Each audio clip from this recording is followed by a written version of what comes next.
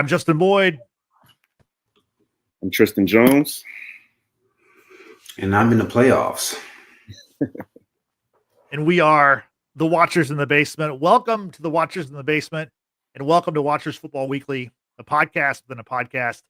And a podcast is all about the pigskin. We are here today to discuss Week 18 of the 105th NFL season. That's right. The regular season is finally over. And let's start with the final game of the regular season. Let's jump right into it.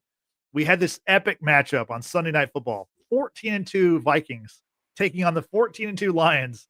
The division title in the NFC North is up for grabs. The number 1 seed is up for grabs. The loser would have to be the number 5 seed and would go on the road. You're thinking this is going to be one of the greatest games of all time. We've never had 2 teams with this many wins late in the year facing off against each other. And first half was competitive, but it was a dud. The Lions rolled over the Vikings. They're the number 1 seed. They win the division. Tristan, what are your thoughts on how the road to the Super Bowl goes to Detroit in the NFC?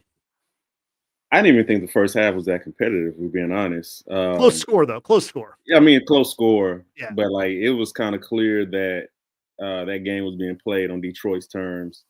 The Vikings would get a big chunk play every once in a while in the first half and then get to the red zone and they just get stoned.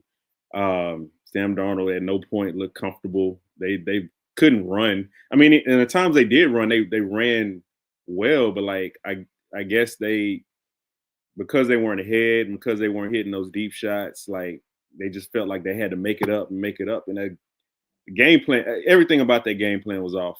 I think Kevin O'Connell, who's I think is one of the best coaches in the league, I think he got supremely outcoached. It was just a stinker, Detroit was clearly better. And when the best was needed, the Vikings and Sam Darnold, they just couldn't come up with it. So that's something that gives me a little pause about my growing Vikings optimism, heading into next week. But their road just got way tougher, and I'm sorry, there's just more questions about their quarterback and honestly, head coach. Because he tried to play the Dan Campbell game, and Dan Campbell is a Russian roulette man, and you know what I'm saying? He does this. You know what I'm saying? You're not that. So again, I still think the Vikings are a good team, really good team, one of the best teams in the league. Obviously, I'm not saying they are bums, but the road, because of that loss, the road to the Super Bowl obviously got way harder, but it also might have exposed more things, which makes that road even more harder. So we'll see, man. But it was a stinker overall. Yeah. Frank, your takeaway from that Vikings-Lions game? Yeah, I mean, not to echo Tristan, but I feel like the Vikings got wildly aggressive when they didn't have to. I think that's kind of what sealed their fate. I saw a stat today on Good Morning Football. In the last 50 games in the red zone on fourth down, the Vikings have gone for on fourth down twice in the red zone. They went for twice in the same quarter in this game yesterday, and they didn't get it. Yeah. Had to kick field goals. It's a 15-10 game. You have a 5-point lead going into halftime, and I think going for on both times. I have no problem going for on fourth down. I get it if it's especially if it's fourth and manageable distance. The problem I do have is when you go for it on fourth down multiple times and your quarterback is struggling. Darnold was off the whole game. He was missing high and he was missing wide. And a lot of times in a game like that, when your quarterback is struggling, finding his accuracy, taking the easy field goals and taking the 3 points there helps your offense because it gives you confidence in the competitive game. They kept going for it as if the game was out of hand. They were down by possession on both occasions, and I think going for it and not getting it on both occasions kind of took the wind out of their sails a little bit. And then plus they just abandoned the running game.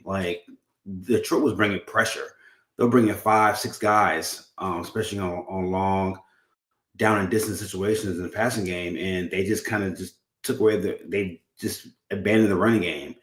And one of the few times when they did decide to run the ball, Aaron Jones got like a 40-yard scamper to get into the red zone. And then again, they had been in the running game again. So it's like I think O'Connell read the headlines going into this game a little bit too much. I think he got away from like coaching the game from a down to down situation and got a little bit into the hoopla of what this meant for both teams as far as number one seed, because he got out of his coaching zone a little bit too much in this game, and it showed.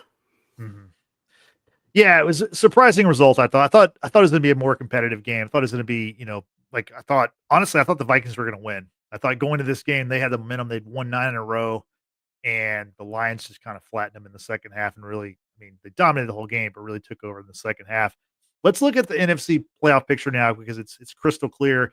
Lions get the 1 seed. They'll have the week off next week during the wild card. Then you've got the Vikings. They're going to be the 5 seed. They're going to face the Rams in LA on Monday Night Football next week. The Rams, interesting decision yesterday to not play their starters. The Rams lost to the Seahawks at home and lost their chance at getting the number 3 seed. Tristan, what do you think about the Rams, that matchup? First of all, Rams Vikings, but what the Rams did yesterday by, going to Jimmy G, which basically guaranteed a loss. Damn. First, I'll start there. I thought it was the right decision. They sacrificed the 3 seed, but I think Sean McVay made the calculus that a healthy, squad is more dangerous than a home squad. So like just valuing health over home field advantage. I think that was the right decision. They were going to have a home game regardless. It's really just like, would you rather face the Vikings or face the Commanders? I would rather face the Commanders. Yes. But if I feel like the team, if I'm Sean McVay and I feel like my team is not operating at full strength, they're not the most talented team. They've already struggled with injuries, which kind of derailed their playoff hopes in the first half of the season. I believe that Sean McVay looks at himself and say, hey, I'm a Super Bowl winning coach, have a Super Bowl winning quarterback. Like they have that experience over Kevin O'Connell obviously has playoff experience. This is Sam Darnold's first playoff game as a starter. Yeah. Right? I think if you're McVay, you feel like, okay, there are some areas where they clearly have an advantage, but we have advantage in other areas. We can attack their corners. We have a more experienced quarterback, more experienced head coach. It's a tough matchup regardless. Obviously, I'd rather be the 3 seed, but I'd rather be healthy and just take my chances with that experience. As far as the game, I didn't watch it, but it's for that very reason. Like, shout out to Gino for getting his incentives. You know what I'm saying? Yeah. But I think it was the right decision. You know what I'm saying? I think I'm not saying I would take the Rams over the Vikings, but it would not shock me if the Rams pulled that off. Yeah. Yeah, week 18, there's not a ton there usually, and it's better than the preseason, but like that's kind of it's just better than the preseason, which is not hard to do. Frank, what do you think about that Rams Vikings matchup? Who do you see taking that one in LA next Monday? I got the Rams. I think for me it just comes down to the better quarterback and better head coach, and I'm taking McVay. I'm taking Stafford, especially indoors. With Cooper and Nakua at the helm. I like the Vikings a lot. I just feel like, first off, to answer the question about why the Rams rest their starters, I was with it. I agreed with it from the standpoint that the Rams have not looked good offensively for the better part of a month. Really, since the Bills game, they haven't been running on all cylinders. The passing game has been struggling. It's been lacking there. Cooper has been MIA as far as from the passing game. They've been really Puka reliant. I think too reliant at times with Puka. Kyron has been running all cylinders, but there hasn't been that balance there. And I think at least having this week off for them to kind of like get off the field, especially the veterans like Cooper and Stafford, have a week off their feet, kind of re-energize, and then play a game at home. I think will serve them better. Of course, the Commanders is a better matchup for them, but I think we have veterans, especially guys who are trying to get healthy and guys who are trying to get their footing back, their rhythm back. I think it's best to rest those guys. Yeah, no, I mean, I understand. I get that. I just, man, like I'd rather place the Commanders. And speaking of the Commanders, they will be going to Tampa Bay next weekend to face the Buccaneers. The Buccaneers, they won the South once again for the fourth straight year. It was, if you watch Week 18, it seemed like no one wanted to win that division with the Falcons going to overtime, losing to the Panthers. You had the Buccaneers really sputtering all day long before they got the win against the Saints. Tristan, what are you seeing from that the Tampa Bay Commanders matchup next week? I'm looking at a Tampa Bay team that can score at an elite level. I never thought I would be enthusiastic about a Baker Mayfield led team, but like they have a legitimate offense. I mean, they can attack with the run. Bucky Irvin has been really good. The more carries he gets, obviously we know what Mike Evans can do, and Baker's just, man, on a roll. Like, I think we talked all this Joe Burrow shit, and I think Baker has a better case, like just for the fact that he got his team to the playoffs. Right. And sustained injuries, offensive injuries as well. They're really good. I'm taking Tampa Bay. So obviously they'll be at home. I think they have the better quarterback. I think Jaden Daniels is obviously the more dynamic quarterback, and he can obviously make some things happen with his legs that Baker does more reluctantly, I would say. Jaden just does it at a higher level. But it's going to come down to the coaching matchup, I think, is even at best. But there's a clear, I trust Baker Mayfield more than I trust Jaden in his first playoff game on the road, without like a ton of like really dynamic weapons to offset that Tampa Bay defense. So I'm taking Tampa Bay. Taking Tampa Bay by 8. Okay. Frank, what do you see? Bucks or Commanders? I have the Bucks. Look, James, that's my second son, man. I love him to death. I think he's going to be dynamic for the next decade. But I think experience matters. I think playing on the road, your first playoff game is going to be a huge thing for them, especially for Jaden. And Baker's been playing great football, man. I think something to say about Baker. He lost Mike Evans for the better part of a month. He lost Chris Godwin for the year. A lot of injuries on defense, and he was able to navigate it through, man, and win the division. I think that means something. I don't know. I mean, Tampa's defense is very, very docile and soft, to say the least. So is Washington.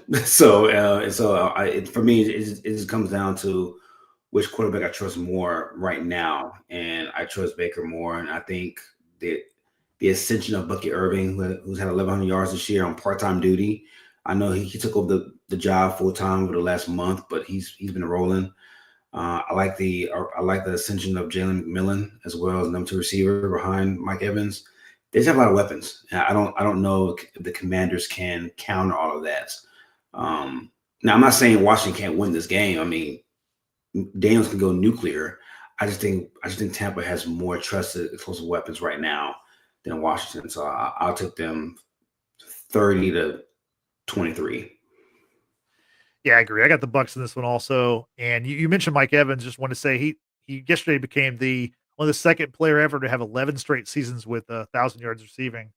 The only other player to do that is a guy named Jerry Rice. So pretty elite company that Mike Evans is in.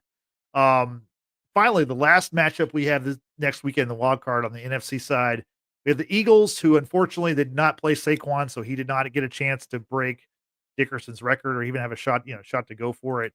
The Lions yesterday, they played the Giants, right? They beat the Giants. The Lions will be, the Eagles will be taking on the Packers, which is a rematch of week 1. This time it won't be in Brazil. It'll be played in Philadelphia. Tristan, who do you see coming out of that one? About 12 hours ago, I would have told you Green Bay had a shot to upset Philly. Yeah. Just as an aside, out of Philly, uh, Minnesota, Buffalo, and Baltimore, I don't think all four of them are moving on. Like one or two of them is going to get upset, in my opinion. Like I said, before Christian Watson went down for the year with ACL, I think I would have picked Green Bay. That first game was closer than a lot of people remember, even though Green Bay started off like really bad, but they picked that up. The offense has gotten better over the last half of the season, even though they haven't really. My only gripe with Green Bay is they haven't beaten like anybody, like anybody of substance. But I think they could get hot for a game, and I trust them getting hot more than I trust Philly countering that. And then I don't know if Jalen Hurts is even going to play. He's still in concussion protocol. Exactly. But I'm going to assume he will play, and I'm taking Philly. Okay. No Christian Watson tells me that there's going to be a lot of coverage sacks on Jordan Love, and they may be, able to entice him to throw them some gimme balls, which he at times will do. Like I said, nobody believes in their arm more than Jordan Love. Not a single person on this earth. So I'm taking Philly by a closer 10. Okay. Closer to Close 10. Okay. It won't. It'll be 10, but it's like it won't feel like it was like damn. Right. Green Bay made a nice rally there. Like that. You look back, it was 30-20 or some shit. There you go, Frank. I know you got to get out of here in a second, but I want to get your pick for the Eagles Packers matchup next Sunday. This game concerns me, man. I haven't. It only concerns me because I haven't heard anything about Jalen Hurts, about he hasn't practiced, so I don't know how serious this concussion is. I know it's a couple weeks removed, but for the fact that he hasn't practiced yet makes me kind of concerned. I know the game's not till, is it Saturday? It's Sunday. Sunday. Okay, so it's still another 6 days, but I'm kind of concerned about him being cleared in time. That tells me that the severity of the concussion is pretty serious. If he plays, I don't think this game's close. I don't. It's just a horrible matchup for Green Bay. I mean, they don't have the Christian Watson was one of the few guys that can spread the defense and stretch them out a little bit downfield. They don't have no more receiver, and I think that hinders Green Bay because when it's 3rd and 7 and with 3 minutes left, and you need a play, who do you go to? And I think not having that clear hierarchy of like a go-to guy in that hierarchy kind of I think hurts Green Bay, and that in theory I think causes Jordan Love to force the ball more because he doesn't know who to go to when it's time to make a play. So, and then the pass game has just looked very stagnant, very disjointed over the last month. Run the ball is great, but one thing about the Eagles, they can bring pressure there and blitz it. And Jordan Davis in the middle of that defense he's a problem. And I don't. It's just a bad matchup for Green Bay. I don't. If Jalen plays, I can see a 38-21 type of game.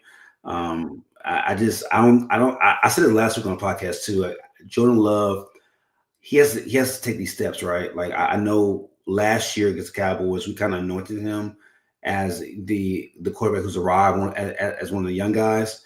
And I think this year, has kind of taken him back a step. I got to see him make quality decisions from a game-to-game basis, and I have not seen that in games in big games against like quality competition. He's lost to the Vikings, he's lost to the Eagles, he's lost to the Lions. He's lost, a lot of big games to playoff contenders. I think he's 0-5 against playoff contenders. That means something. So. If Jalen plays, I can see a 17-point victory for the Eagles. Yeah, I agree. I mean, to me, like Hurts' status is the only reason why I kind of have a pause and give the Packers like a puncher's chance. But if Jalen Hurts plays, you got to expect the Eagles are going to find a way to win. So that does it for the NFC. Frank, I know you're going to have to jump off, but we appreciate you joining us. Appreciate y'all, man. Yeah, talking with you soon. See you Yes, later. sir. Tristan, let's go to the AFC now. The Chiefs, they wrapped up the number 1 seed the week before. And on Sunday, they rested Mahomes, Kelsey, a host of others, and they lost 38-0 to the Broncos in Denver, allowing the Broncos to grab the 7th seed. I mean, as a Chiefs fan, is there anything that you can take away? Any kind of what do you want to say about that showing yesterday?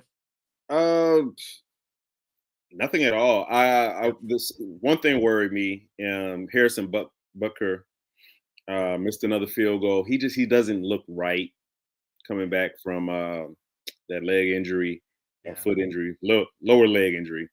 That was my biggest concern. I watched that game, particularly in the first half, really for one thing, and that was like DJ Humphries.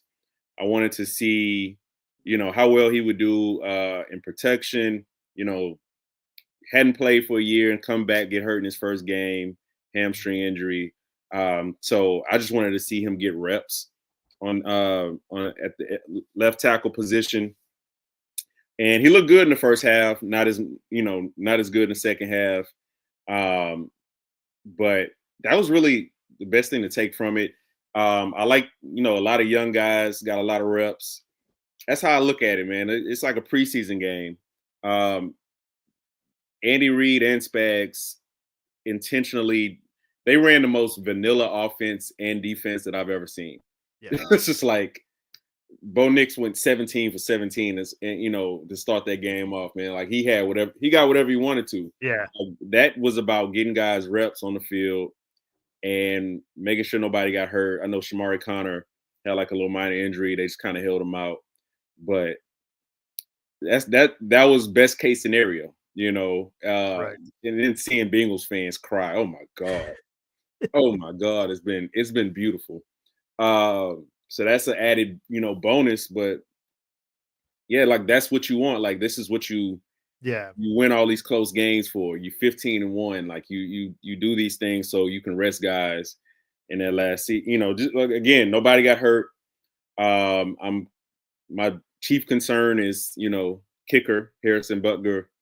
right. But if that's right, then I it's been a long time since I felt this good about the Kansas City Chiefs heading into the playoffs. Mhm. Just complete confidence in what they could be at full scale. So great Sunday for me, man. I don't watch too many Sundays like stress free, Right. and that's what this was. Yeah, no, nothing was really on the line. Just make sure no one got hurt was really your goal. Um, from the Broncos side of it, we talked about this last week, and like obviously the Broncos, out of the 3 teams who were left available for that number 7 spot, they're not the most entertaining. Obviously, the Bengals would have been the most entertaining team to see in the playoffs, but I do think they were the most deserving because all season long they were in one of those playoff spots basically the whole year, and I'm glad we'll see them in the playoffs. And that by the Broncos winning that game and eliminated the Bengals, who the night before on Saturday they beat the Steelers on the road to keep their hopes alive. And the Steelers are kind of sputtering as we go into the playoffs. The Man. North was determined. The Ravens clinched the division. It's really like honestly, besides the Bills, the rest of the AFC seems like just kind of ripe for the picking. You know? Yeah. Baltimore hasn't looked this good all year. Like the Right. defense is coming along, playing, like you said, the faltering Pittsburgh Steelers helps. Yeah. But like they starting to look better. As far as Denver, I'm not picking Denver to go into Buffalo with a rookie No. quarterback and beat them. I do think that they possess, if you just kind of look at it in a vacuum, they possess a lot of the tools that would be necessary to beat Buffalo on the road. So like they have a stellar defense. Yep. They have really good corners, even though, Riley Moss getting, man, uh, whatever you want to call it, just getting abused by, Jamar Chase and T. Higgins last Saturday. That kind of gives me some pause. He was having a really good season. But they have at least 2 really good corners who play really well. And as far as Bo Nix is not dynamic by any means, but Bo Nix can like scramble and get you 4 or 5 yards on a key third down. He could pick up a fourth down in 2 or 3 or something like that. Does he have the experience to go into Buffalo and do that and to do it consistently, possession by possession, to keep up with, the potential of Josh Allen just going nuclear? Hell no. Like if it becomes a shootout, then Bo Nix is going to die in the third round. But if they can keep the score low, that defense can, hold Buffalo to field goals. If they can get them behind the sticks and getting them to some 2nd and 14s, some 3rd and 14s, which Josh Allen can pick up. If they can get them off the field and hold them to field goals, they have I would say 80% of the recipe to upset Buffalo. It just won't happen. Yeah, no, I totally agree. I think Buffalo's going to win this one. And speaking of the Bills, yesterday they had nothing to play for. Josh Allen literally took one snap, and then he continued his his active games played streak.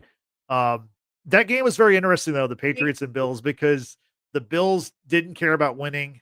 The Patriots really shouldn't have won because they went from having the first overall pick in the draft to the 4th pick. But Joe Milton III came in and played, got his first action of the season. He actually looked pretty good. Now, granted, the Bills weren't really, giving their best effort or anything, but pretty crazy last game of the season for the Patriots. After the game, they fired Gerard Mayo, their first-year coach. They're, I'm sure they're going to interview Mike Vrabel, former Patriots legend and guy who's available after the Titans let him go last year. Just a lot of stuff to talk about with the Patriots. What are your thoughts on what went down yesterday in that Bills Patriots game?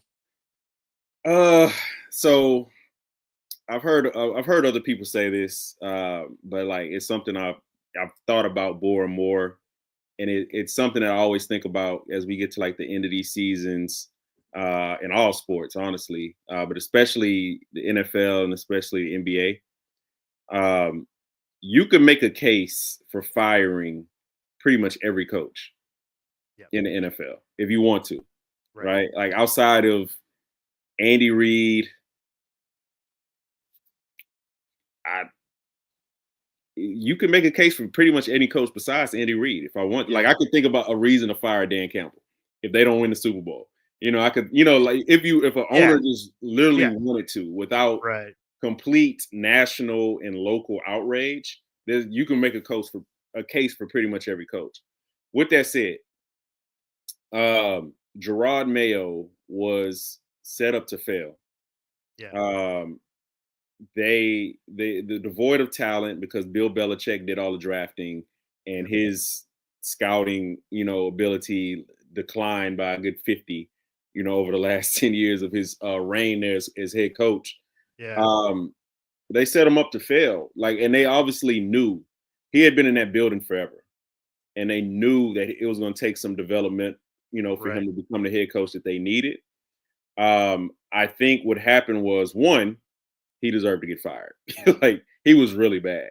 And not just in-game stuff, but press conference stuff, the messaging to the public, all that stuff matters. When you're head coach, you're upper middle management. So when things go bad, you're obviously going to be the first one to take the fall. But he had some severe issues, and I would have been fine with them letting him develop those issues if not for the rookie quarterback that you have. And as we see with Caleb Williams and a lot of quarterbacks in the past, rookie quarterbacks, if you have a coach that you don't fully believe in with your rookie quarterback, you don't want to waste a year, because when's the best window to really make a run for a Super Bowl? Rookie It's contract, contract. So you already waste a year, or not necessarily. Well, if you want to call it wasting a year, but you're already giving up a year out of that window with the rookie, because that's your grace year. With a rookie quarterback, your grace year is that rookie year. And honestly, if you have a win now roster, you don't even really get that. Right. So I think it was the right decision. It's just going to look bad because obviously, again, they swore Gerard Mayo was their guy. Even before Belichick retired, and they knew what it was going to take for him to become a good head coach. And he's black. And like these one and done coaching situations are disproportionately, they happen to black coaches, right? Yeah. So you take all these things together, it's like, man, so many things are true, right? Like, yeah, he got done dirty. He also, man, like of all coaches that will probably get fired, I think he has possibly the best case because he was not good at Yeah. all. Yeah, no, you nailed it from all aspects, but to me, it just is very surprising because the Crafts were very high on him.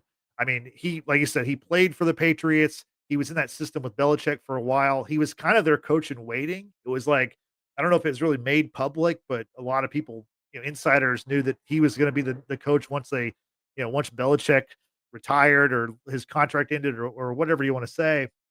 And for them to flip this quickly just proves what you're saying. Like he had such a bad year, and because Drake May looked so good in the games where he played, you're right. They can't waste any time. And even like that Joe Milton the third, like they might have two good quarterbacks. I mean, like that guy's got some talent. So that's definitely a team that the rest of the roster doesn't have talent. So that's why it's kind of them not getting the number one pick in the first round, maybe a big deal, but them not getting the number one pick in every other round, that's where it's going to hurt them. Not only do you get to pick first in the first round, you get to pick first, rounds 1 through 7 or whatever. So you're going to miss out on potentially some quality players. Now you're still going to be picking very high in every round, obviously, but a costly win for the Patriots. I don't think that's the reason why he was fired, but very quickly the Crafts like moved past him, considering what Well, happened with Belichick. you only do that if you have somebody in the waiting that you really want, Right. which is Mike Vrabel, like Yeah. worst kept secret. It Any it day. does it doesn't hurt that Vrabel, met with the Jets last week. So that probably maybe, Yeah. like, increased "Hey, we gotta get Mayo out of here so we can get Vrabel back in." So, very interested to see how that plays out. Just to, like, wrap it up, usually, this is Black Monday. We haven't seen a whole lot of firings today.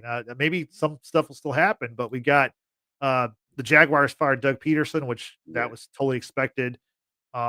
And that's it right now. We got Unless I've more missed. announcements from teams about they're keeping their head coach than we got. Yeah.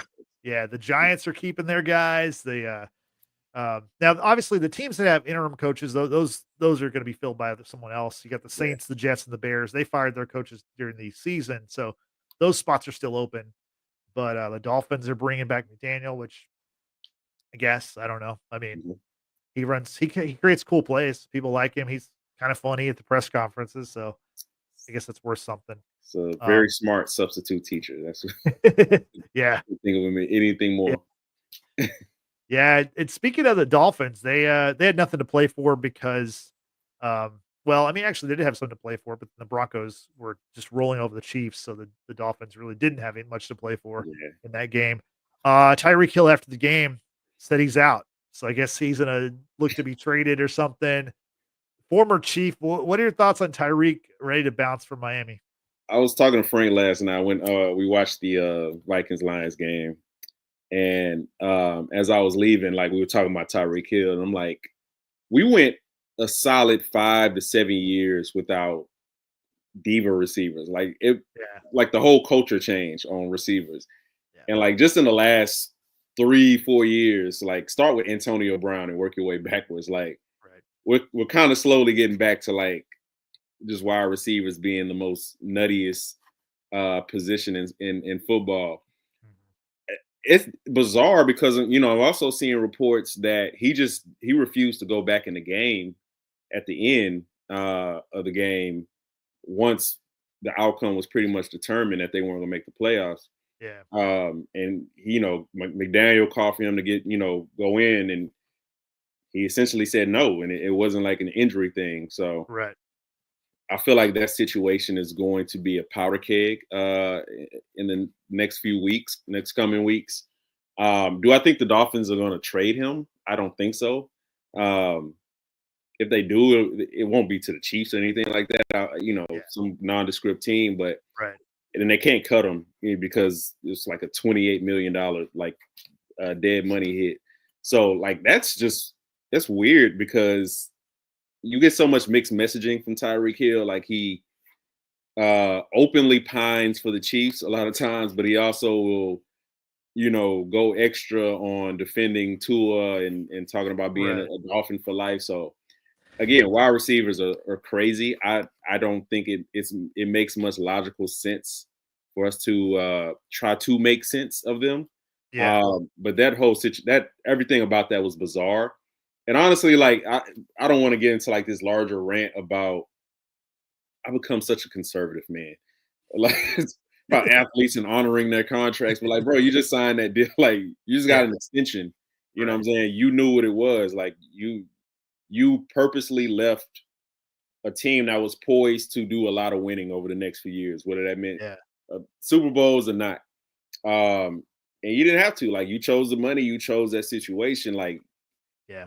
I don't understand the shot. You know what I'm saying? Like, and then they probably could have made the playoffs had Tua not gotten his bell rung again. Like Oh yeah. so, I don't understand Tyreek's goal and ever. Tyreek Yeah. starts talking and he's one of those people where he starts talking about some things and I just stop listening. Like unless you're talking about like actual football stuff, there's no need for me to let Yeah. me know when something happens. So we'll see what happens with that, but I feel like it's going to blow up something, disciplinary or whatever. Like something's going to happen with Yeah. that situation. We just don't know yet.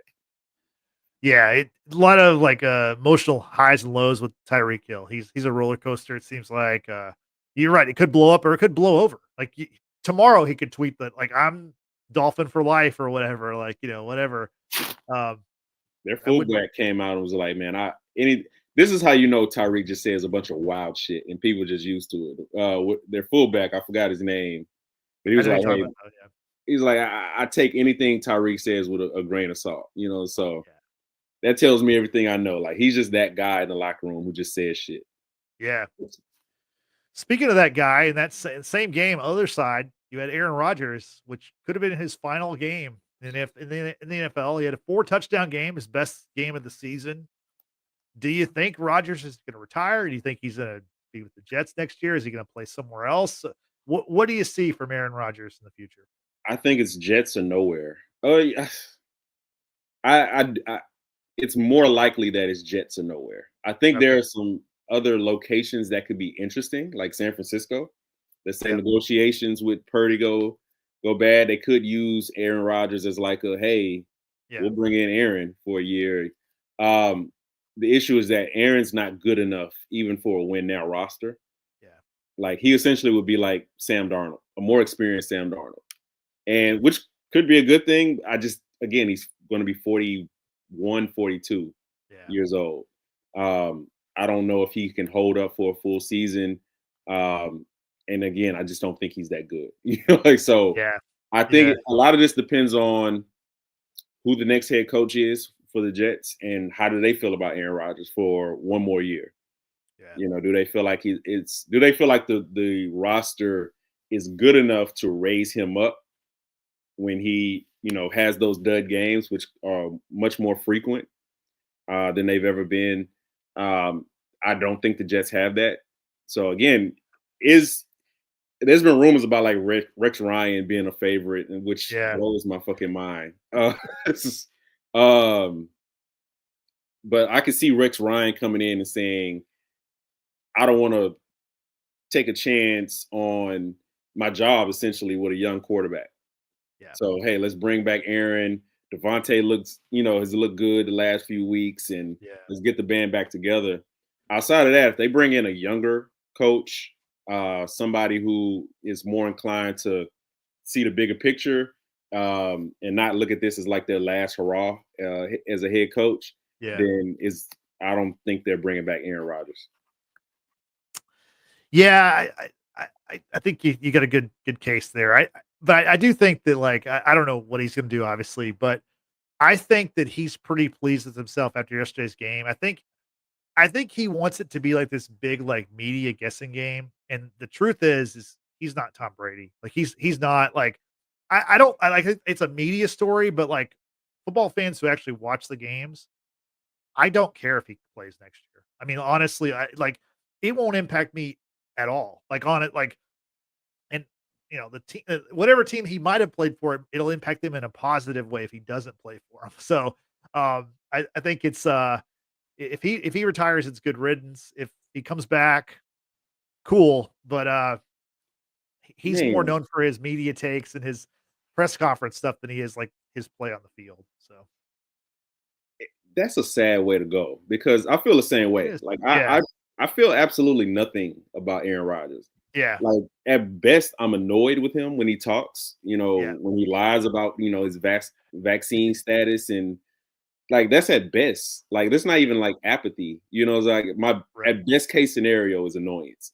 Yeah. And this is one of there was a point where Aaron Rodgers was so box office as a quarterback. Like we Yeah. used to have in our group chat like a top 5 most disrespectful athletes of all time list, and Aaron Rodgers we called it the Aaron Rodgers list because he would do stuff on the field Yeah. that's like, bro, like you only do stuff like that because you don't respect the other team. Like that's how good he was. That's how great his arm talent was, and that's how fun it was just to watch him play football. There's very few quarterbacks I just enjoy watching throw the ball. It could be an Yeah. incompletion, right? And I want to see Aaron Rodgers throw the ball. I just saved a bunch of like full game NFL games on my YouTube playlist, like because I just want to watch Aaron Rodgers when he didn't annoy us all the time. Yeah. That's what he is now. Like I don't know how much of it is like we don't have like that A+ brand of the Green Bay Packers to associate him with, Right. and that kind of brings down his luster. Obviously, the play is decreased, but I thought the play decreased about 3 years before he left Green Bay. Yeah. He was sneaking in an MVP year every once in a while. That's how good he was. That he could look like a average to below average starter level quarterback, Mhm. and then boom, 39 touchdowns, 4 picks. Like that's how great he was. That's how talented he was. Yeah. But I thought he lost that in his last couple years in Green Bay, and then he missed a year with the Achilles. And then this is a 41-year-old quarterback who has coming off a major injury, who honestly hasn't been good in about 4 years at best. He stole an MVP from Patrick Mahomes. We won't talk about that. And like we're just blah about his exit. You know what I'm saying? Yeah. Like Exactly. I can't think of many. Even like man, there was more tears for Drew Brees, and like Drew Brees was great, but like Yeah. Drew Brees did nothing to wow you. He wasn't. Right.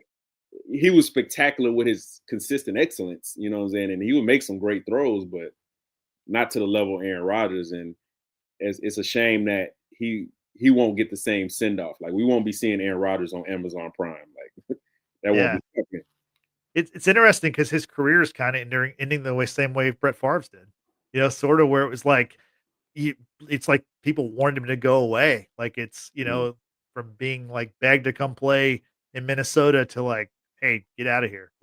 Let's move on. So I wonder what I mean, I could definitely see Aaron Rodgers doing a credit card scheme or some oh yeah, insurance fraud, cheating out the fucking St. Luke's Hospital or some shit.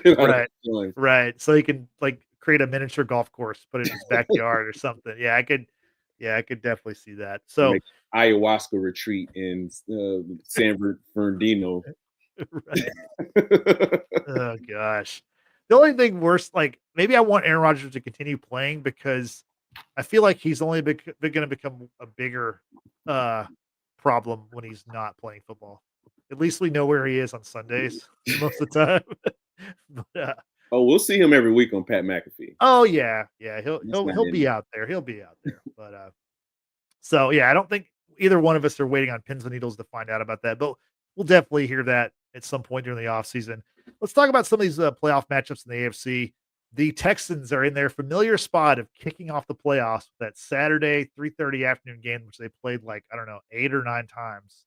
Literally, look it up. Every time year. in the playoffs. Yeah, they played the it's Saturday game. In the Masters. Hello, friends. Yeah.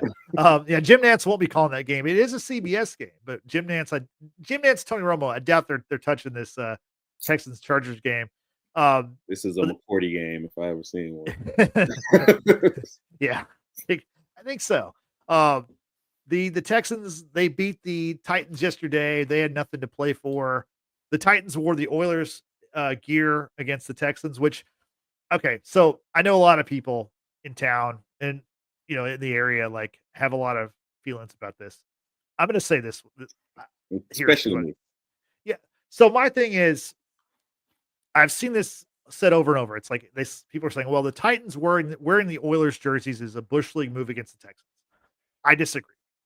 The Oilers uniforms only have meaning against one team, and that's the Houston Texans. The rest of the league could not care less about the Houston Oilers. The Houston Oilers nationally are only known for one thing. They're known for blowing that big lead against the Bills in the 92 playoffs where they had a 35-3 lead and they lost.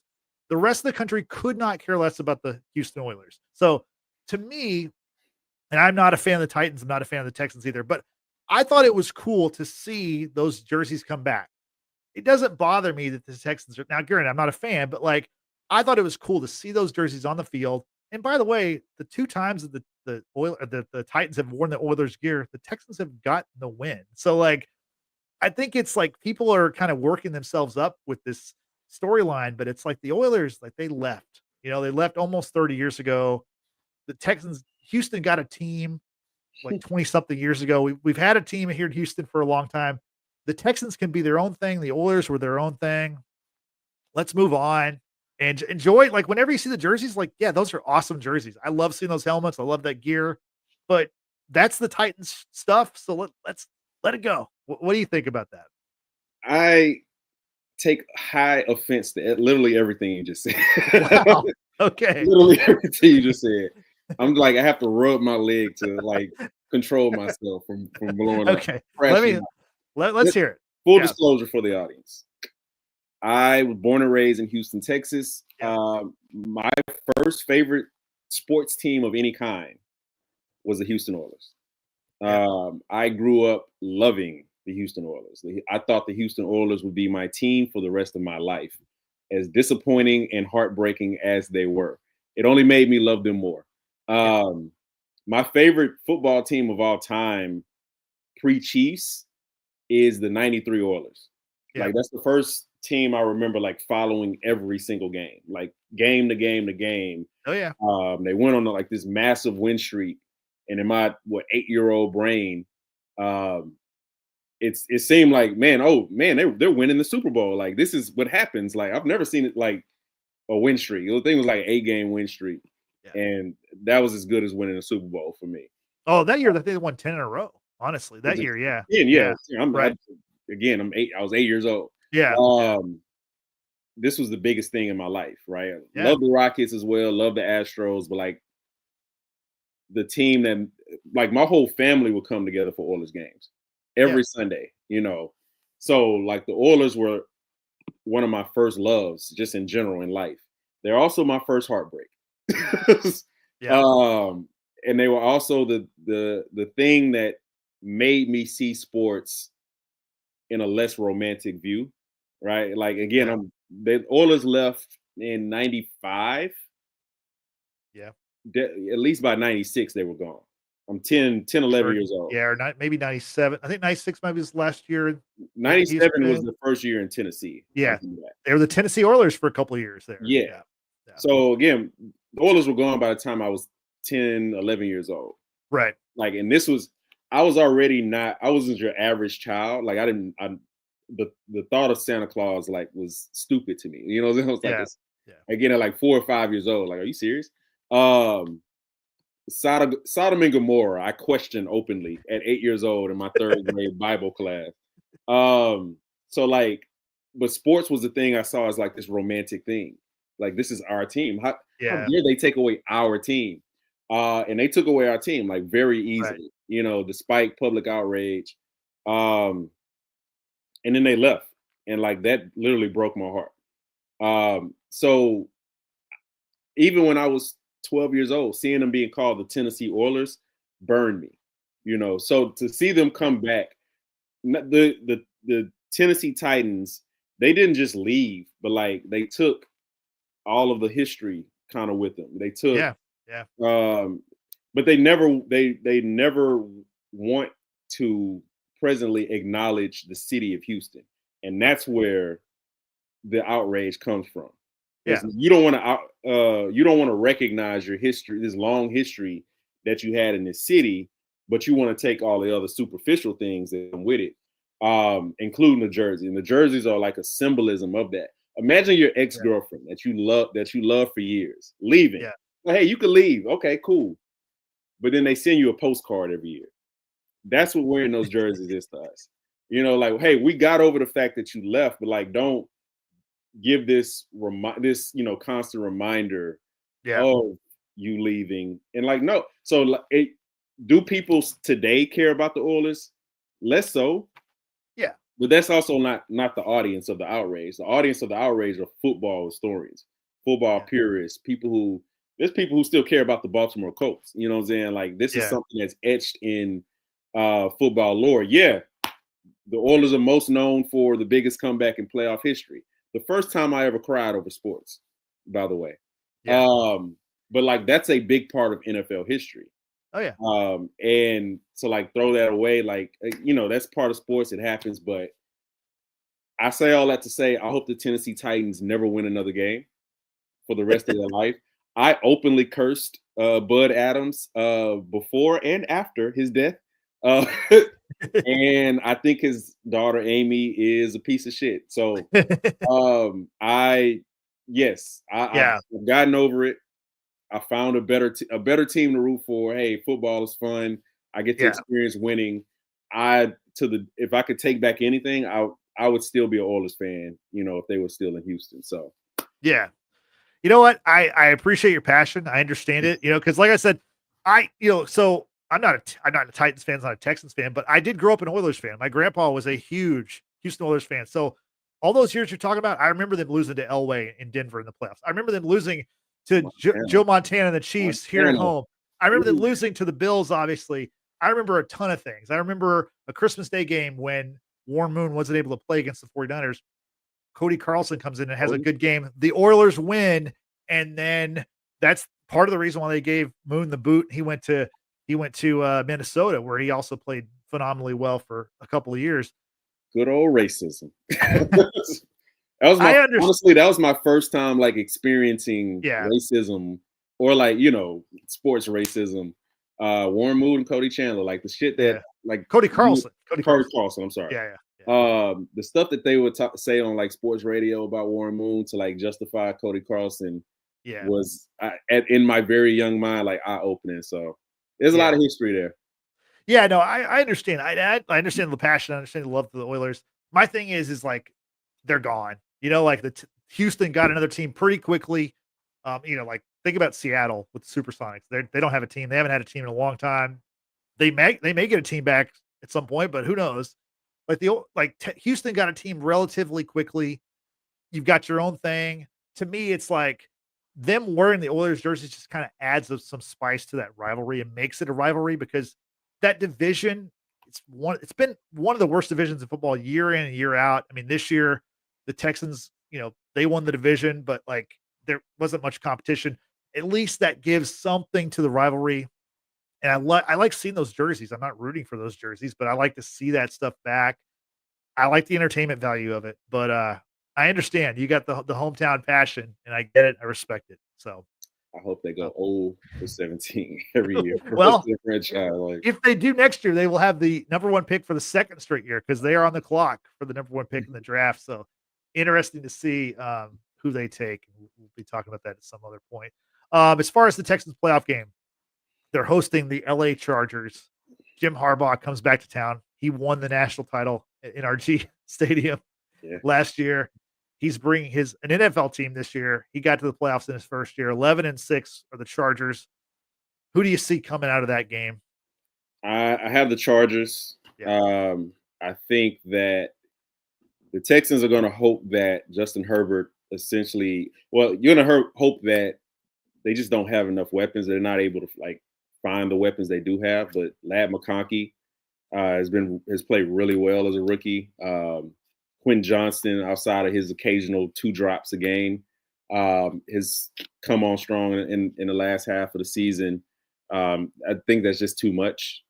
I think that front line is going to cause TJ too many problems, and they just don't have enough weapons to give him enough time to let those routes develop to make big plays, because they're not going to run the ball against the Chargers well. Like, this is one of those standard Joe Mixon 2.8 yards per carry type of games. I just don't think the Texans have enough. And again, the offensive line is still bad. You know, obviously you look good against the Titans in the last game of the season, but like CJ played one snap, like one possession, I think, one drive. Yeah. So I have the Chargers. I have the Chargers by 4. You know, I think it'll be a close game. Yeah. A low scoring game. Maybe like a 19-14. But I don't think both teams will score more than 50 points this game. Yeah, no, I agree with you. You nailed it. I think it's gonna be competitive. I think it's gonna be low scoring. I just don't think the Texans have enough to get a win. I've been saying it for weeks. To me, it's just been a countdown to see who's going to come to Houston and win on that Saturday. Was it going to be the Steelers? Was it going to be the Chargers? Was it going to be the Broncos or whomever? And I honestly think if it were the Steelers, I think the Texans might have a chance the way the Steelers are playing. But unfortunately, they draw the Chargers, and I think it's going to be one and done for the Texans on Saturday. Now, Saturday night, the other Harbaugh brother, he'll be taking on the Ravens. Will be taking on the Steelers in their AFC North blood feud. That's going to be on Amazon Prime. So last year we had a playoff game on Peacock. This year we have a playoff game on Amazon Prime. That's the Saturday night game. Steelers Ravens. Who do you? I mean, I think we get both. They're going to say the Ravens are coming out of this, but what are your thoughts on this matchup? I think 2 things. I think one, the Ravens should win this by at least 2 touchdowns, or at least 10. I'll say 10 just to be, you know, rivalry game. It's hard to beat, you know, well, they haven't beat them 3 times. Steelers beat them the first time. Yeah. But like those AFC North games will just be tough in general. And this would be the game that the Steelers offense kind of picks up a little bit, but I just don't think, I'm not confident in it at all for what I've seen from them. Even when things were going really well, it's like home runs or strikeouts. You know, like either they're hitting those deep passes or nothing, or they're struggling to like matriculate the ball down the field. With that said, man, the Ravens better win this shit. Yeah. Oh my God. Like the level of vitriol that will go to that team, and particularly that quarterback, if they do not win, and particularly if they don't win and like look good doing it. Like, it doesn't have to be a blowout, but like if they don't play like good football, the vultures will start to come out for Lamar, because at some point he has to raise his level of play in the playoffs. Like, I know he set the bar really high in the regular season, but he has to like meet that or exceed it. And every year that they've lost, they've had their worst offensive game of the season in the playoffs. So that can't happen this year. I expect the Ravens to win. I expect them to win, you know, semi-convincingly. But again, they can't look at the last time that they beat the Steelers and say, okay, this is how this is going to be. They know better than me that rivalry games are tough, especially within that division. So I'm taking the Ravens by 10. Yeah, I think that's a good call. I think the Ravens are going to win. Yeah, 10, 14 points, maybe between there, a couple of scores, maybe. Unfortunate for the Steelers because they're going to the playoffs. They've lost 4 in a row. And, you know, this is a team where going into the season, we weren't sure who was going to be the quarterback. Justin Fields started the season as the starter. They went to Russell Wilson. That seemed like that was a genius move. And it was. I mean, obviously they played very well and looked like they were going to win the division, but they've really fallen apart the last month. And it's ironic because they're right back where they started. Yeah. Except a little worse because the defense is played worse. Yeah. But essentially, you're heading in there with a good defense, a really good head coach, and an offensive offense that's limited by your quarterback, but just in different ways. Like with Justin Fields, it was limited because he could not hit the deep pass. He couldn't push the ball down the field. With Russell Wilson, he either is pushing the ball down the field or he's not giving you that much of value outside of some scrambles here and there. So it's really the worst time for them to play their worst football. But yeah, this is why they'll be going home pretty quickly. I think so. Um, before we get to the college ball, is there anything from the final week of the regular season you want to mention before we move on? I want to give a shout out. I've talked about him a lot. Couple people. I think I know one of them. I think I know one of You know, them. Bryce Young, the future. Yeah, Bryce, his Steph Curry celebration. You got to talk about that. hey man, like that man is playing. He's Yeah, you could tell the game is slowed down for him. He's seeing things. He's not pressure doesn't really get to him. You know, like he's stepping in. He's getting out of the pocket. He's making throws. He's using his legs. Like he's doing all the stuff that were his strengths at Alabama. And he looks like a number one pick. And like I went from starting this year off just kind of like looking at him as like a experiment. Like, okay, like what is it? Like how good can he be? Is he really as bad as he looked last year? Like, is it the team around him? And then he started off horrible. And Valley got benched. And he came back literally on fire. He came back looking like he actually learned something. And that's what you want to see. Because I'm a firm believer that not every quarterback needs to play early. And he's a great example of that. Like getting that time off allowed him to like see the game in a different way. And he's showing it. So big shout out to him. Looks like Carolina has a franchise quarterback. Yeah. And I finally have a good reason to watch the Carolina Panthers. Like that's always a good thing. And Michael Penix, Frank. Frank is back. Yeah. He had been telling us about Michael Penix and how he thought he could be really good, and his ability to throw the ball was at an elite level, and he's showing that. Like it looks like that. Obviously, they didn't make the playoffs. A lot of that is on the veteran quarterback. But he stepped in, and he's at the if you're Atlanta and you walk away from this season knowing, okay, we didn't make the playoffs, but we for sure have a quarterback we can build around, that's a success to me. Yeah. And he got valuable reps in a playoff setting, if not the playoffs. You couldn't ask for anything more other than, actually making the playoffs. So one big shout out to Bryce and Penix. And hey, man, NFC South, bro, like we got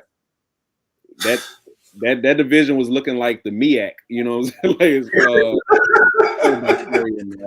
like we have 3 solid reasons to watch that team. So watch that division. Yeah. Frank, any final thoughts from the regular season? We just wrapped up the AFC's talk. We talked about the Titans wearing the Oilers gear and the outrage here in Houston over that. You have any other thoughts about some stuff that maybe we didn't get a chance to talk about?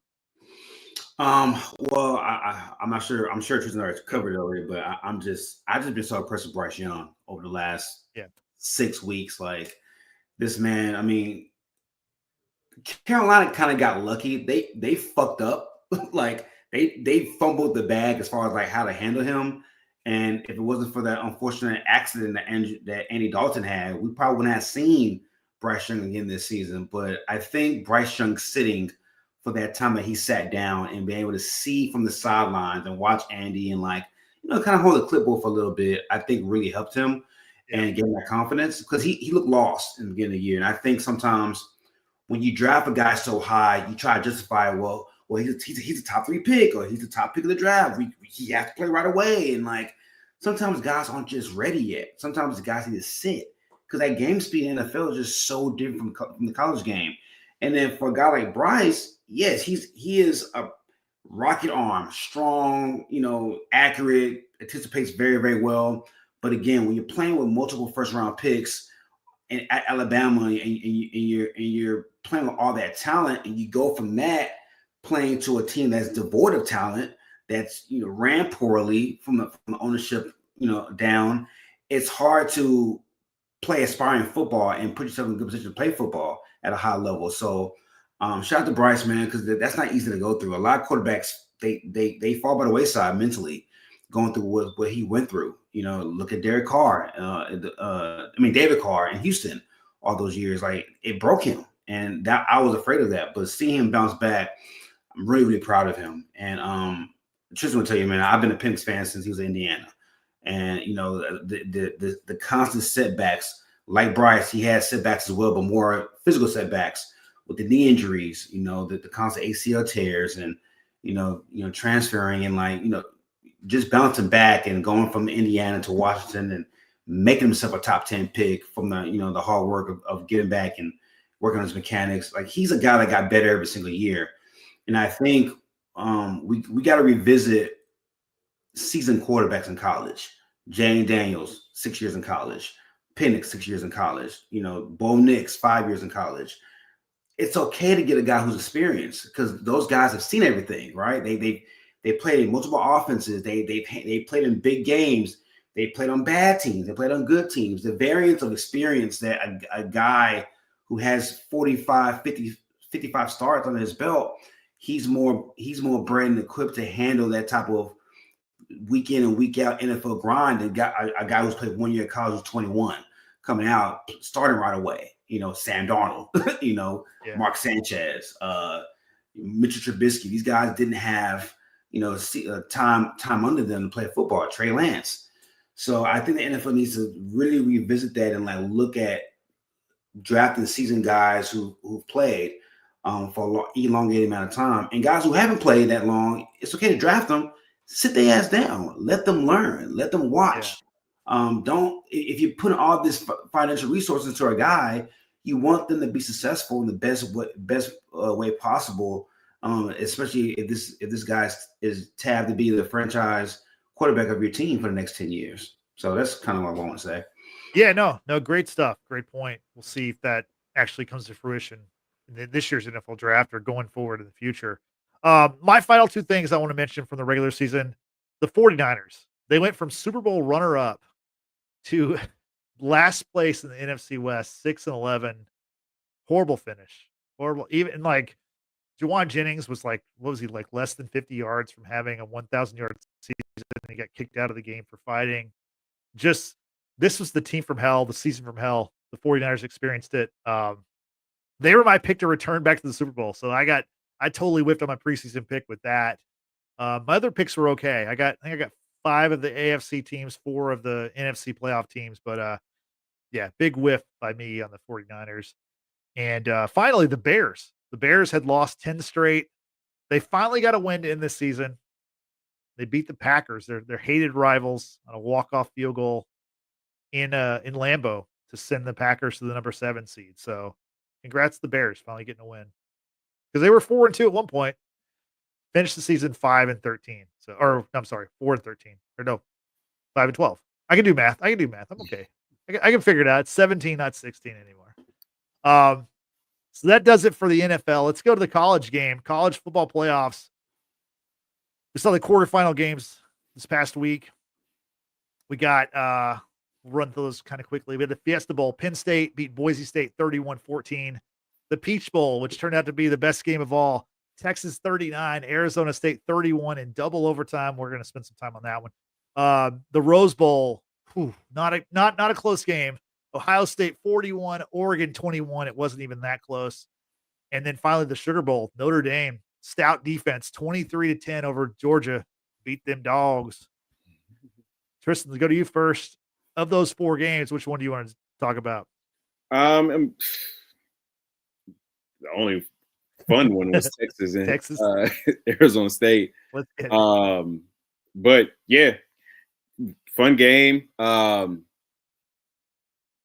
Quinn Ewers, man, the stats will show the stats look really good, and obviously through the game winning touchdowns. And I don't want to shit on Quinn Ewers after throwing a game winning touchdown in a semifinal, but I will. But go ahead. Yeah, I know. I'll let you do that. Quarterfinal.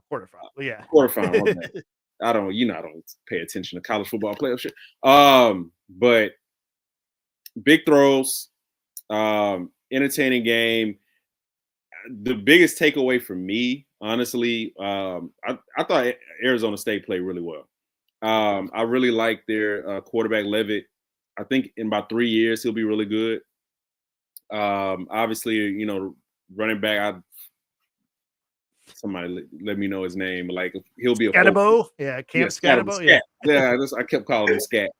I was like, I refuse to call that man Scatterboo, but that's that man's name, bro. what the fuck? This sounds like a racial slur to me. I don't know. A combination of racial slurs. It's like a hybrid of racial slurs. Yeah, he was super impressive. Like how they battled, because it looked like Texas wanted to run away, and they couldn't get anything going offensively at first, and then they just kind of picked that shit up. So shout out to Quinn Ewers for coming on straight, coming on late, in overtime, but that was a poorly managed game by both him and Sarkisian in a lot of ways that I will let Frank further expand upon. But very entertaining game. The rest of them were duds. I could not have been more wrong about Oregon. my bad. But shout out to Texas, and we should have a really good one on Friday this weekend. Yeah. Frank, get at that Texas-Arizona State game. Wow. I'll ask this, Frank. When it was 4th and 8, Texas faced a 4th and 8 in overtime. And then it became 4th and 13 because of another false start. I would have bet all the money in the world Texas wasn't going to get that. And then Ewers threw a touchdown, a wide open pass to the transfer from U of H. I can't think of the kid's name. Is it Golden? Golden. Yeah. Wow. What a finish to that game. What a crazy game. And even though Texas won, they didn't look great. Yeah, man. It's Sarkisian needs to understand who he has at quarterback. I feel like when he calls plays, he's calling it to like position Quinn for April for the draft. And you have to understand that he is not that kind of quarterback that's going to he's not Bryce Young. Like, he's not going to throw guys open. He's not going to anticipate a high level. He can't make high wide hash throws. But for some reason, Sark keeps calling these plays, and he keeps thinking that Quinn is going to make these throws at a high level.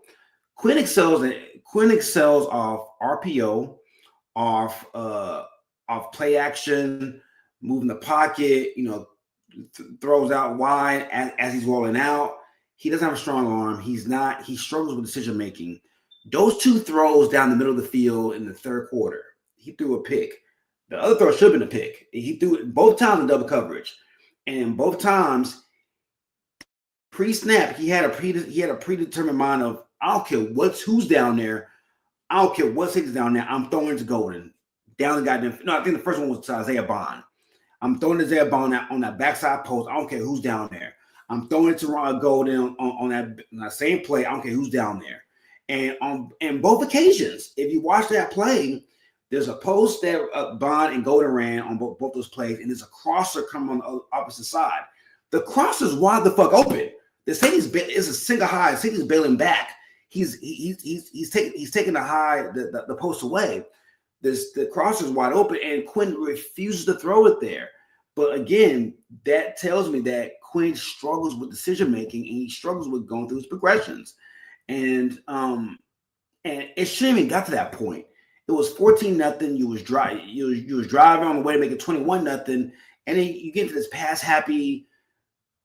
I don't know, this pass happy Hawaii offense trying to throw the ball. I'm like, bro, you ran for 300 yards just that week before. Yeah. You went for 300. Stick to the running game. What are you doing? And I think Texas play calling got into their heads. I think they thought that this was going to be a 21, 24-point victory, and we was going to throw the ball over the yard. No, man, Arizona came to play. Like Levitt, like Tristan said, he is going to be he's a redshirt freshman. He's on the way to being a good quarterback. He's so damn good. Oregon I think either Oregon or Washington, some one of these teams offer him already NIL money to leave Arizona State. Like he's up and coming. That game should have never been as close as it was. Now I will give Quinn credit on 4 for 13 on that that post that bone post to the end zone for going for a touchdown. Yeah. I give him it was a great throw. I'll give him that credit, but it should have never got to that point. Yeah. And Texas struggled stopping the run, and if you're Sark and you see your defense struggling with stopping the run, when you have the ball on offense, you need to counter with your running game and keep defense off the field. Texas barely had the ball in the second half because of the running game of Arizona State, and Sark didn't adjust. He didn't get to his running game, and it's just he has to understand that play caller, man. He has to read the room better and not put Quinn in those positions. For Georgia game, my fear with Georgia was they're not as good as they were in previous years, especially on offense. Losing to Brock Bowers, losing to Ladd McConkey. They don't have anybody who can stretch the defense, any guys who can win one-on-one. And then when they do win one-on-one, they let it see in drops. So it's like they were fucked from jump. They don't have enough weapons on the offensive side of the ball. And their defense, man, they gave up. I mean, they've been middle of the pack all year defensively. And I think for Georgia, they have to look into the mirror and go to the transfer portal and find guys who can win on the outside and the perimeter, because they struggled. Notre Dame hit them in the mouth. Notre Dame ran the ball, and they will bring a pressure, and they couldn't win at the line of scrimmage. And then when they did win, they couldn't catch the ball. The kickoff return kind of broke them in the guy being in the way on that long play for Georgia against the red zone. That 15-yard penalty killed their momentum after that. And I think Georgia was just outgunned as far as like just not having enough weapons. I thought that Oregon-Ohio State game would be close. I had Ohio State winning.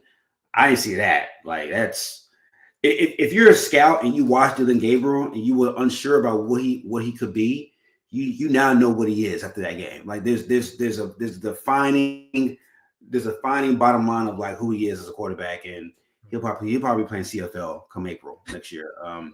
He got exposed. He got exposed, bro. Like you talking about a quarterback who lacked confidence, letting that ball fly. He already had marginal arm strength as is. He has doubts. He would not let that ball fly. And again, when you have marginal arm strength, you as a quarterback, you second guess yourself. Can I fit this ball over the linebacker before the safety? Can I fit it in tight windows? And he struggled, man. He held the ball way too long. There were times where he had opportunities to run when he didn't want to run, when there was lanes to take off. He looked scared. And he looked like it was a level above him. And Ohio State played pissed. They looked like they were like, man, that November game was a fluke. We're gonna beat your ass. That was a pissed off game by Ohio State. And if Texas ain't careful, man, you cannot play the way you did against Arizona State against Ohio State. Because the motherfuckers are coming on a mission, and if you turn the ball over against Ohio State, it's going to turn to sixes for them. And Texas got to be careful with that. Yeah, it's going to be a tough day for Texas, I think, on Friday in the Cotton Bowl as they're taking on Ohio State. The first thing they need to do, they need to identify Jeremiah Smith. They need to know where he is before he ends up in the end zone, because that's all he did again in the Rose Bowl. And I'm sure, like you said, if you were a scout at the Rose Bowl, I'm sure you're like wondering, like, can we take this guy now? Like, do we have to wait a couple more years? But I mean, that was an impressive showing by a school, obviously, that churns out wide receivers. Tristan, what do you see from the Ohio State Texas matchup on Friday? I see number 4. I see quite possibly the best receiver in the nation. That man's a freshman. Yeah. Ooh, that man is he's doing some things. Yeah, man, they broke Chris Carter's record. Like with Chris Carter there, like that, he's amazing. So I piggyback everything Frank said. Like, if it's a shootout, I don't trust Texas to win that game. Yeah. Texas has to keep this game in like the mid-30s at best, right? Like if it gets above that, really, if it gets in the 30s, then Texas might be in trouble. But unless they get some scores from the defense, because Will Howard he'll throw a pick, he'll turn it over. Yeah. You got to get turnovers, otherwise you got to keep this in I would say the 27 to 35 range. But like this can't get into the 40s. Like I don't trust Quinn Ewers to like make consistent downfield throws, accurate throws. It's one of the worst deep ball throwers to highly talented guys I've seen in a while. So yeah, this is on the Texas defense to hold Ohio State down. Otherwise, I have Ohio State winning 38-31.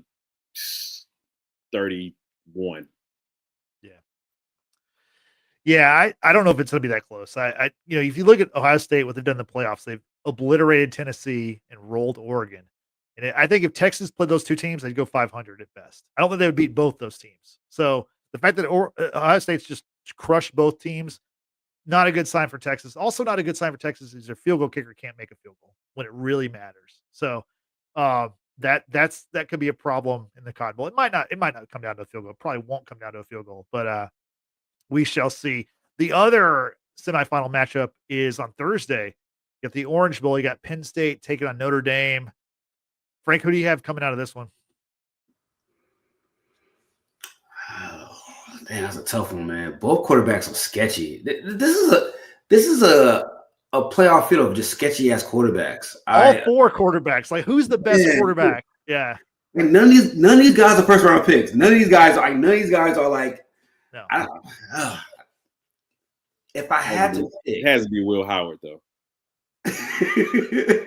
Probably so. Crazy. Yeah. It has. Yeah, I mean, if I had to pick between Notre Dame and Penn State, I'll probably pick Penn State only because Penn State's front four, they have a top 10 pass rusher.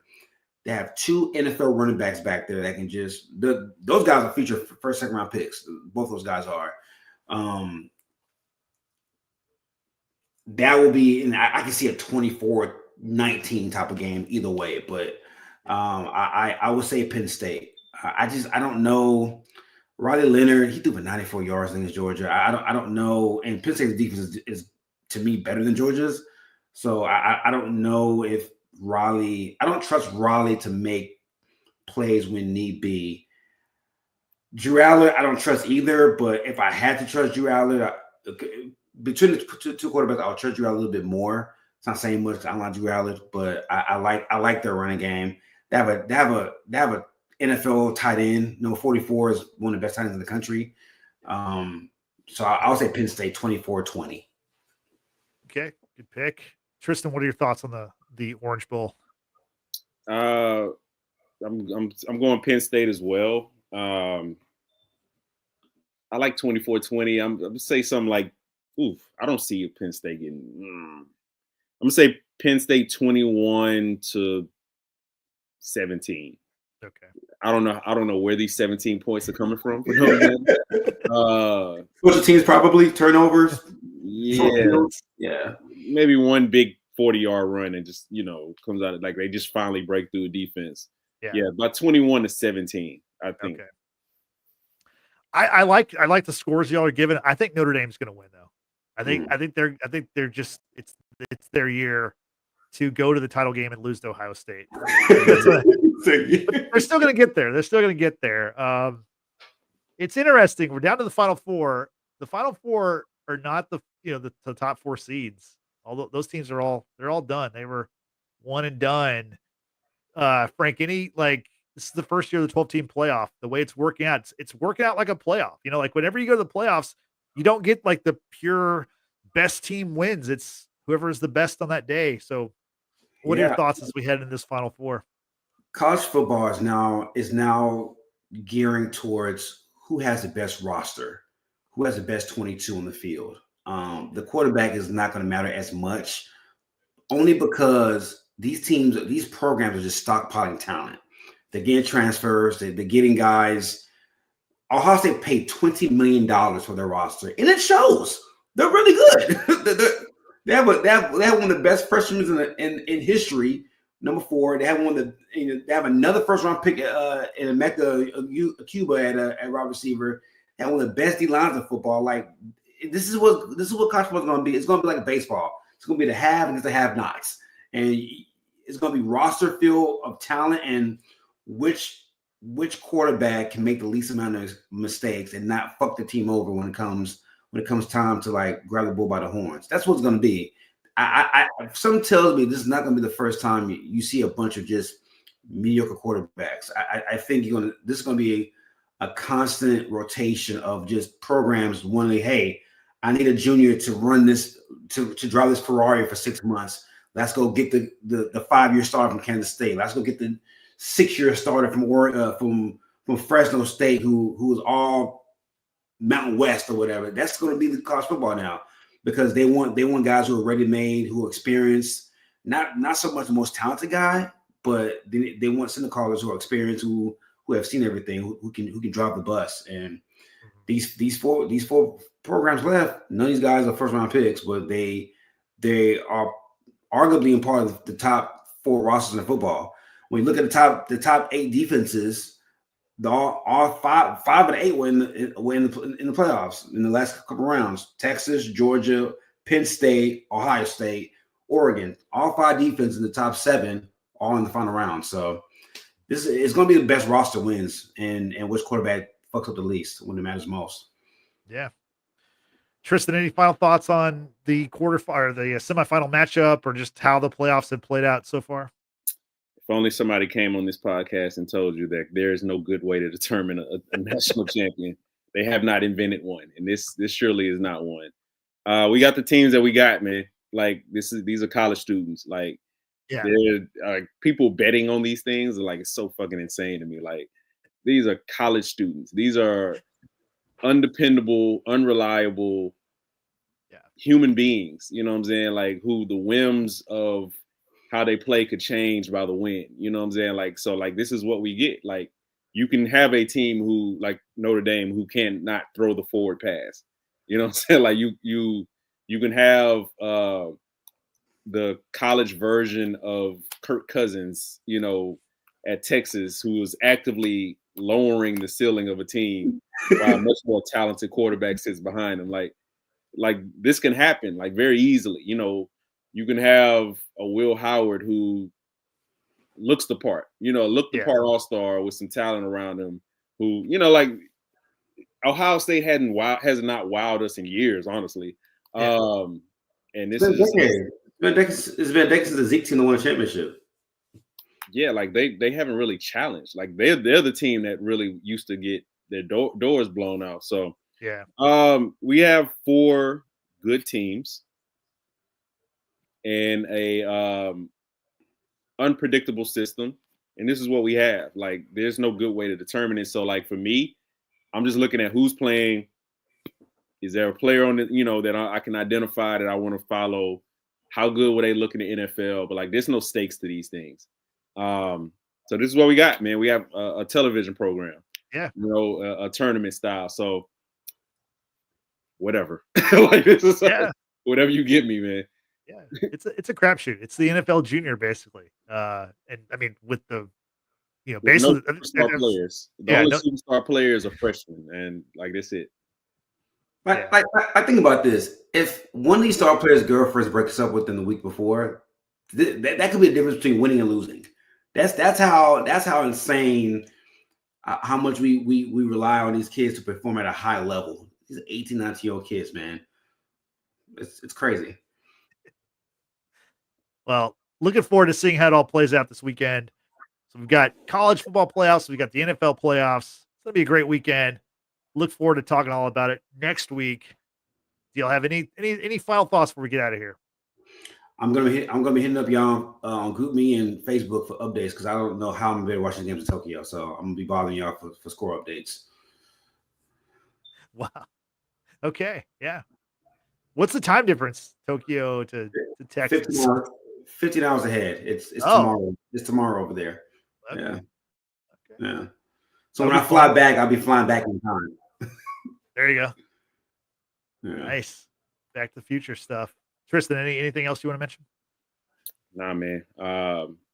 Exciting weekend of football, man. Yeah. These are the good days.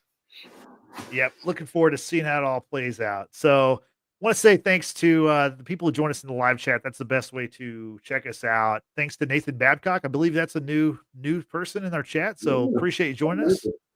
And of course, King B. Johnson, thanks for always being here with us. And hey, that's, like I said, that's the best way to check us out. And if you're watching this on YouTube, do all the YouTube things, like, subscribe, comment. We appreciate all that stuff. It really helps us out. And hey, if video's not your thing, that's okay. We got you covered. We're on audio platforms. You can check us out on Spotify and Apple Podcasts. Please like and subscribe. Give us a 5-star rating on those platforms. It really helps us out. And we're also available on social media. So find us there at Watchers Basement and be sure to use the hashtag Watchers Basement. So that about does it for this week. We're wrapping up the NFL regular season. We're heading to the playoffs.